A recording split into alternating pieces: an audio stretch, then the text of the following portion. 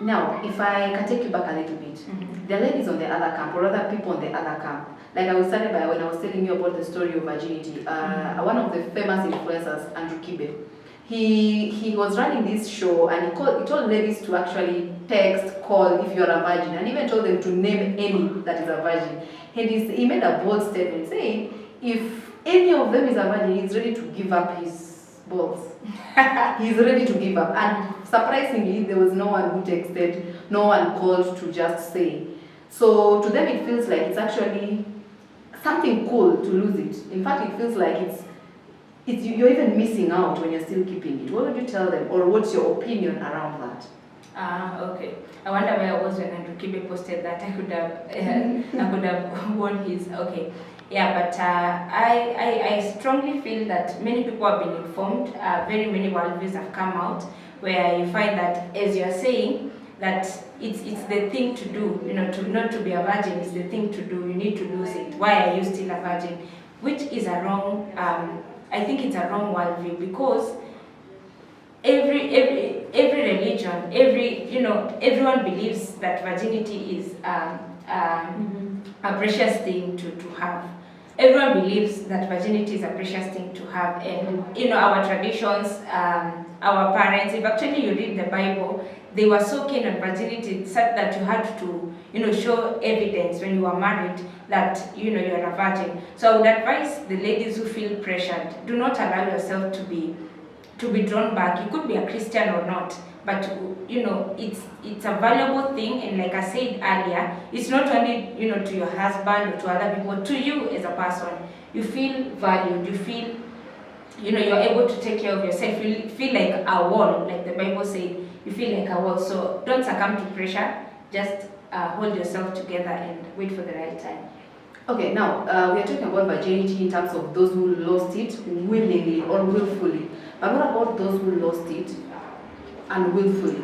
Or rather, maybe they were sexually abused, they were raped, or something just happened and they lost it. What would you tell this category of people? Because now they feel like I was robbed of something that I didn't want to lose, but now I can't gain it. Not because I wanted to, but because something happened. Yeah, for those ones, I would say there's always restoration. Actually, if we talk about virginity, I want us to approach it in two ways now. There's primary virginity and there's secondary virginity. Primary virginity is for those who have never ever had any sexual experiences. But then secondary virginity is for those who at one point, by chance or by mistake or by choice, you lost your virginity, but then it reached a point where you told yourself, from today, I'm not going to allow myself to fall into sexual sin again. So that is what we call secondary virginity. So for the ones who unfortunately lost it in ways that they didn't plan, I would advise them, it's not the end of the world. There's still secondary virginity. You can decide not allow yourself now to be promiscuous because that happened, that now you've lost it. Hold yourself together and exercise secondary virginity, and know that God restores. God is a God of restoration. He can restore back your peace. He can restore back your sense of self-dignity. You don't have to define it, because of your past experiences. Now you want to, marginalize yourself or feel, you can't do anything. So there's secondary virginity, which you can exercise and wait for the right person, to take it away now. Okay. Now, it reminds me of an interesting experience I once had when I just finished my 4th form. Then I was very curious to try out these relationship things. And then I met this gentleman. He was a bit older, not very old, but he knew whatever he wanted. And I remember he asked me some few questions. Oh, when are your periods, blah, blah, blah. And I was like, oh, okay. Yeah, I thought I am looking for love. I have found someone to love me. But his target was, that's what he wanted. Now, what would you tell a woman who is in a situation where they are in a relationship or they feel like this man is trying to lead them? Or rather, there are men who tell their ladies to prove that you love me. I've had 1,000 stories of ladies who a man told them, prove that you love me, and they're like, okay, sour. And they're like, how do I prove? Like, have sex. So what would you tell a lady who's in a situation where someone is telling them, prove it, you love me, prove it? Yeah. Okay, that is really happening in charity, especially in this current world where you find any man who is dating a woman, they want to engage in we'll call it sexual sin. They want to engage in sex so that they feel affirmed that I'm in this relationship. But it's a wrong kind of perception, because if a man really loves you, they will value you to the point where they don't want to interfere with what is valuable to you. They will wait for the right time. So I would advise those ladies who feel the pressure of losing their virginity to a man who does not really value them, not to succumb to it. Because if a man loves you, if a man wants you for marriage, then they will wait to perform the act of marriage at the right time. But these ones who come and then they want, the next day, they want to start sleeping with you, like the one you're saying, the first thing they were asking is, when are your periods? Meaning they want to check for your safe days, and then they just take your virginity like that. So don't succumb to such pressures. Virginity, again, is valuable, not only for your husband, but more for yourself. More for yourself. Yeah. Okay. Yeah. Is sex really a proof of love? No. In marriage, yes. Outside marriage, no. But what about the people who do it and they're like, okay, this is, they think you love them, or they love you? Well, the view, sex is different for women and men. For men, especially in married and married, for men, if you give them sex, it communicates love to them. In marriage, now outside marriage, now people have, I don't know which words to use. You find that now men want to feel validated by the women they love through sex, which is a wrong concept, because it's not in the right context. The right context of experiencing, the interpretation of sex for love is only in marriage. So I would advise young men to hold it together.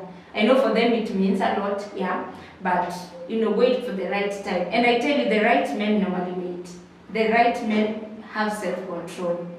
I don't know who the right man means, but if you are a man of integrity, you will wait and you will respect your woman up to the right time. Yes. Now let's go to the climax as we finish up. Mm-hmm. How was it? You said you waited. And to keep it, there's someone who waited. Yes. There's someone who waited. Yes. Yeah. You waited and you had it when you got married. Mm-hmm. How was the whole experience and how has it been? How do you feel as a person? How does your husband feel about it? Mm-hmm. Yes. Yeah, so Charity, first, before I answer that question, I would want to point that it's not like because you end up getting married a virgin, that along the way you don't face temptations. There are so many temptations that come. So many of them, where you are in a situation where if it was not for the personal stand and values that you have, you would have allowed yourself to fall into sex or rather fornication. So there are temptations that come, but it comes by personal decisions. I think so there are those temptations. One of the things that I personally did, I used to sign purity pledge cards, where I would, just sign somewhere that I'm going to remain a virgin until married. Those really helped me when I could read those things and see that I had a commitment partner who would check up on me and all that. So temptations will come, but do not allow yourself to fall in it. I also face temptations, but by the grace of God, yeah, and by choice, the grace of God and choice. So coming to your question, how it was, I don't know which aspect of it, but number one, it was a very wonderful experience. Wonderful in this sense that you are doing the right thing at the right time. For me, it really was a covenant. Not all the ladies shed blood. I personally did.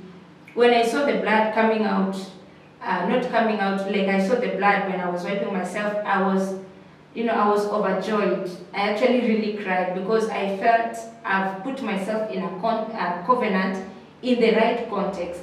And I felt so proud of myself that I waited and I allowed myself to lose myself to my husband. So yeah, it was a wonderful experience, a very great one, of course painful, but yeah, doing it at the right time. Yeah, you feel so connected to this man who is the right man, and it's beautiful. Yes. How did your husband feel about